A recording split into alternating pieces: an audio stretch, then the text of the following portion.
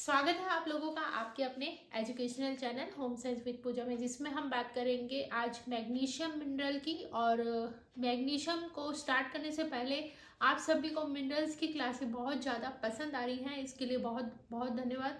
और ये जो मैग्नीशियम मिनरल है इस पर भी आपका सपोर्ट चाहिए, आप ज़रूर इस पर सपोर्ट कीजिएगा, ज़्यादा से ज़्यादा इसे शेयर कीजिएगा, सब्सक्राइब जरूर कर लीजिए अगर आप चैनल पर नहीं है अपने चैनल होम साइंस विद पूजा पे। तो चलिए स्टार्ट करते हैं आज की क्लास। आज हम बात कर रहे हैं मैग्नीशियम के बारे में। ये क्या है? हमेशा कैल्शियम प्लस फास्फोरस के साथ कार्य करता है। मैग्नीशियम कभी भी अकेला काम नहीं करेगा, आपको ध्यान रखना है। इसी तरह का एक मिनरल और है जिसके बारे में अभी हम बात करेंगे। सबसे पहले हम जानते हैं मैग्नीशियम के बारे में। तो मैग्नीशियम एक ऐसा मिनरल है जो कि कभी भी अकेले काम नहीं करता, हमेशा कैल्शियम और फास्फोरस के साथ काम करता है। कैल्शियम और फास्फोरस को देखकर आपको एक चीज याद आ रही होगी, ये दो फ्रेंड यहाँ पर है, तीसरा फ्रेंड कौन है? तो तीसरा इनका फ्रेंड है विटामिन डी। विटामिन डी जो है इनका तीसरा फ्रेंड है। ये तीनों मिलकर हमेशा काम करते हैं। वैसे यहाँ पर जानने वाली बात यह है कि मैग्नीशियम के साथ हमेशा कैल्शियम और फास्फोरस रहते हैं, तभी ये कार्य कर पाता है।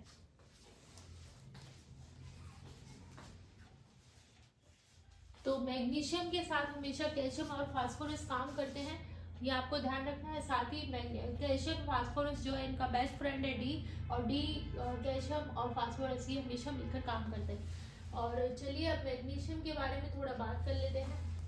मैग्नीशियम जो है इसके वर्क को जान लेते हैं। जब ये हम इसके बारे में पढ़ रहे हैं तो इसका रीज़न क्या है, क्यों हमारे शरीर के लिए इम्पोर्टेंट है, इसे हम जान लेते हैं।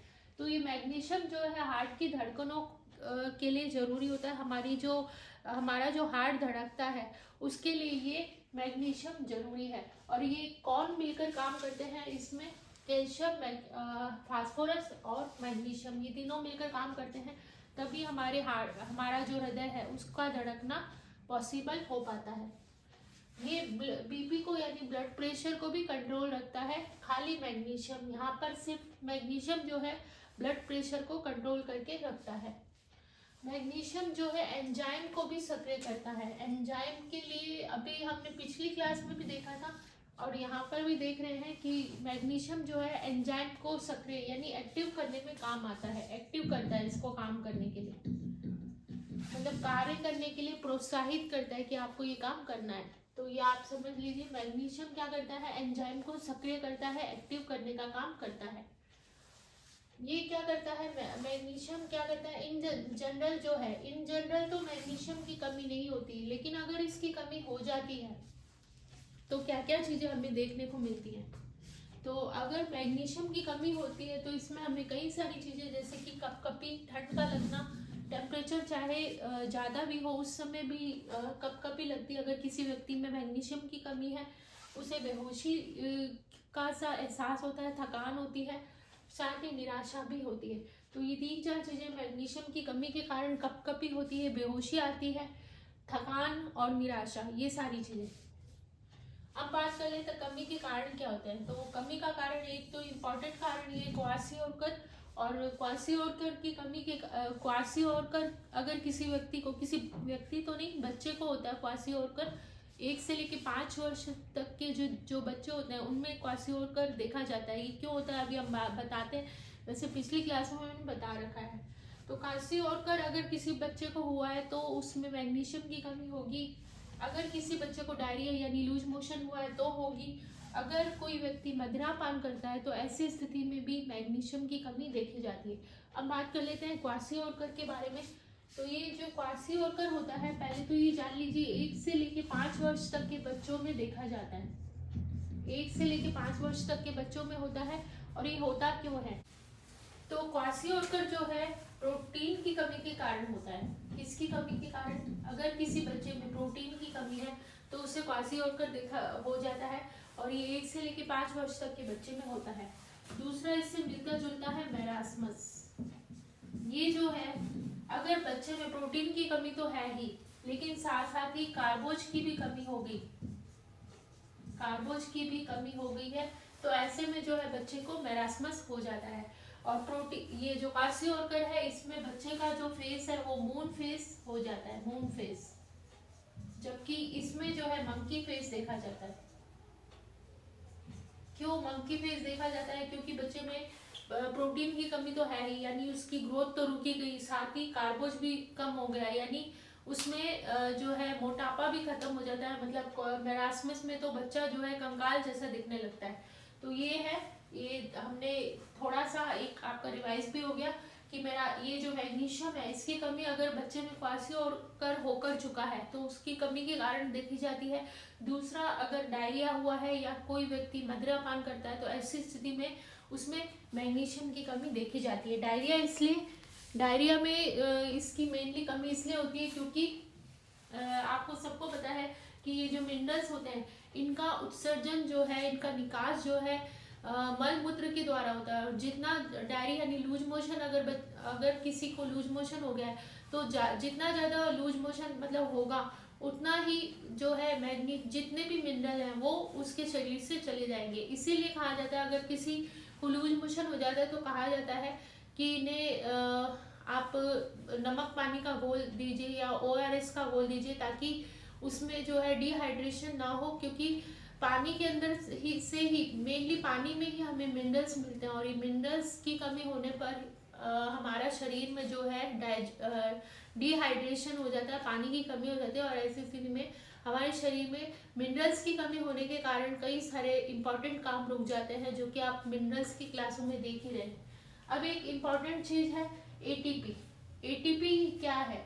ATP ऊर्जा की करेंसी है और एडिनो ट्राईफास्फेट इसका फुल फॉर्म है, एडिनो ट्राईफास्फेट। ATP जो है दिखाई दे रहा होगा आपको, ATP क्या है? तो ATP जो है एडिनो ट्राईफास्फेट है, ऊर्जा की करेंसी है। और ये बहुत बार ये क्वेश्चन बना हुआ है एग्जाम में, तो ये आप याद रख लीजिएगा कि एडिनो ट्राईफास्फेट याद रखना पड़ेगा आपको। ये क्या है? ऊर्जा की करेंसी है। अब कुछ चीजें और हम बात कर लेते हैं इधर। तो अब क्लोरीन के बारे में थोड़ा सा हम बात कर लेंगे। क्लोरीन क्या होता है? तो क्लोरीन और क्लोराइड ये भी संयुक्त रूप से, अभी थोड़ी देर पहले मैंने आपको कहा था कि एक ऐसा मिनरल और है जैसे कि ये मैग्नीशियम है, ये भी मिलकर ही काम करता है हमेशा। उसी तरह से मैग्नीशियम क्लोराइड है, ये देखिए इसके साथ मिलकर काम करता है, फास्फोरस के साथ मिलकर काम करता है मैग्नीशियम।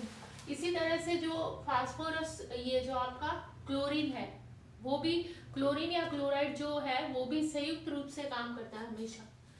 तो ये क्लोरीन उपस्थित कहाँ पर होता है? ये सेल के आंतरिक बाह्य द्रव्यों में। सेल का जो आंतरिक और बाह्य द्रव्य होते हैं, सेल में जो बाहर और अंदर की तरफ जो लिक्विड होता है उसके अंदर क्या होता है? क्लोरीन होता है, प्लस पोटेशियम के साथ ये रहता है हमेशा कोशिका के आंतरिक द्रव्य में। देखिए क्लोरीन जो है वो सेल के आंतरिक और बाह्य द्रव्यों में रहता है, साथ ही पोटेशियम के साथ जो है कोशिका के आंतरिक यानी अंदर जो है लिक्विड में रहता है। अंदर का जो लिक्विड है कोशिका ये होती है इस तरह से एक हमारे शरीर का सबसे सूक्ष्म एलिमेंट है, सबसे सूक्ष्म तत्व ये कोशिका है। ये अंदर का भाग है और ये बाहर का। इस तरह से हर जगह जो लिक्विड भरा रहता है और यहाँ पर ये जो कोशिका का बाहरी आंतरिक भाग है यहाँ पर पोटेशियम के साथ रहता है और बाहर की तरफ जो है, बाहर और अंदर की तरफ पोटेशियम के साथ ही रहता है। तो ये दोनों में रहता है और साथ ही पोटेशियम के रूप में जो है आंतरिक रूप में रहता है।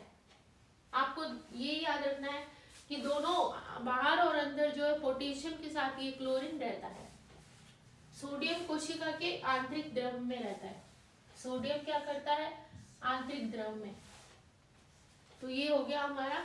और काफी सारी चीजें जो है उसमें आपका आ जाएंगे, लिक्विड वाली जितनी भी चीजें हैं वो सारी चीजें मैग्नीशियम के सोर्स में आ जाएगी और उत्सर्जन जो है मैग्नीशियम का वो मल मूत्र के द्वारा हो जाता है। तो ये कोई ऐसा इम्पोर्टेंट था नहीं इसमें, इसलिए मैंने आपको वर्बली ही बता दिया कि इस तरह से इसमें होता है। तो चलिए आज की क्लास को यहीं पर एंड करते हैं, और नेक्स्ट क्लास में हम बात करेंगे क्लोरीन के कुछ और इम्पॉर्टेंट चीज़ों के बारे में, और साथ ही हम शुरू करेंगे नया टॉपिक वाटर, यानी मिनरल जो है हमारी अब नेक्स्ट जो क्लास आएगी वहाँ पर समाप्त हो जाएंगे। जो भी चीज़ें जितने भी इम्पॉर्टेंट फैक्ट हैं वो आपको उसी क्लास में बता दिए जाएंगे, और फिर वाटर का चैप्टर शुरू करेंगे। तो चलिए आज की क्लास को यहीं पर एंड करते हैं, और अब मिलते हैं नेक्स्ट क्लास में। Thank you so much.